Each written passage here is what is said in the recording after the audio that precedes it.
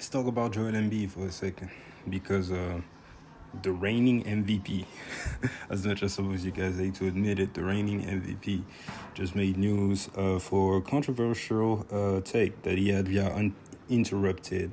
And he says, in quote, "I just want to win the championship, whether it's in Philly or anywhere else." So this was Joel Embiid addressing his future with the 76ers. And that was kind of surprising to hear that from Joel Embiid because he was one of these guys, all of the foreign superstars, whether it's Joel Embiid, whether it's Giannis Antetokounmpo or Nikola Jokic, or even Luka Doncic to a lesser degree, I do not see them ever leaving the franchise that drafted them. These guys are different. They don't really be on that American culture with power, player empowerment and all that. They're pretty much old school, saying that, okay, I'm the superstar. I believe I'm the best player in the league, and I'm going to go out there with my team, whoever I got, compete and win the championship that way. Kind of the Dirk style. All of these guys have mentioned Dirk before, saying that they kind of either mirror the game or mirror their mentality right after the guy. And I always commended these guys for. With that being said, would I be mad if Joel Embiid actually requested a trade from the 76ers? No. The man has given them 10 years. And what did the 76ers actually get to Joel Embiid? Nothing if you think about it. The only time they really had something really that makes sense was that year when they had Jimmy Butler, and we all know what happened. They traded the man for away, and they chose Tobias Harris over him. They chose Ben Simmons over Jimmy Butler. And now they were right back at it with a team with no spacing that made no sense.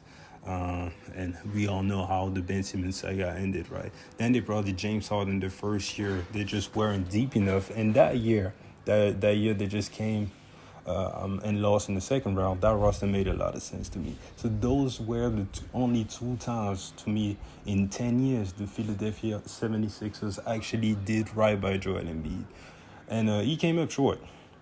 I gotta hold him accountable for his shortcomings also, especially being an MVP. I don't care if you get injured or not, but you can't always either be injured in the playoffs, be sick in the playoffs, or choke. You gotta be better. If you're that guy in the regular season, you are that guy. And again, it doesn't matter if it's about injuries or not.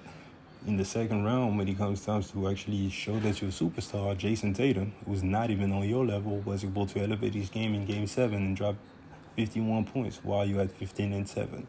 Can't happen as the MVP. And then, kind of go to the press conference and make these shady takes about, yeah, we got to be better. Everyone, it's just me and James out here. You can't do that.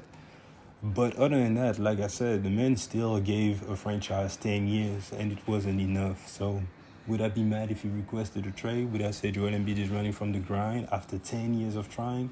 No, I would not. Now, do I believe Joel Embiid actually meant what he said and that he would actually be ready to request a trade to win? I don't think so, at least not right now.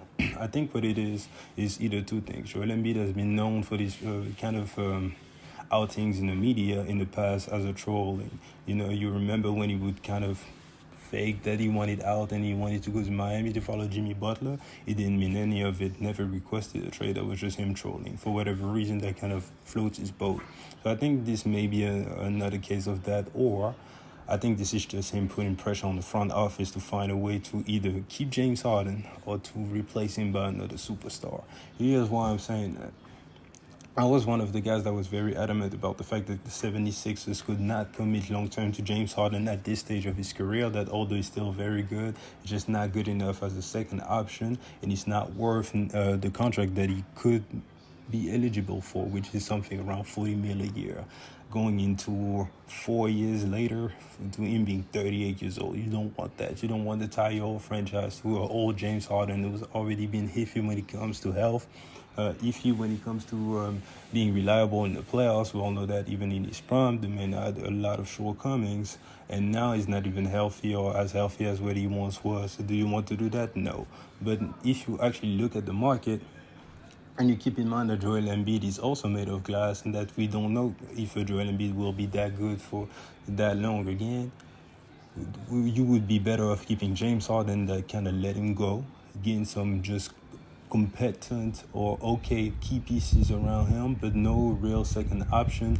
And there you will be, the ceiling for this team will not be, the finals or the championship and then just coming short in the second round. The actual ceiling for this team would be the second round every year, because in this league you need at least a big two, and then it's about the role players. So you're better off keeping James Harden than just trading him, for role players and stuff.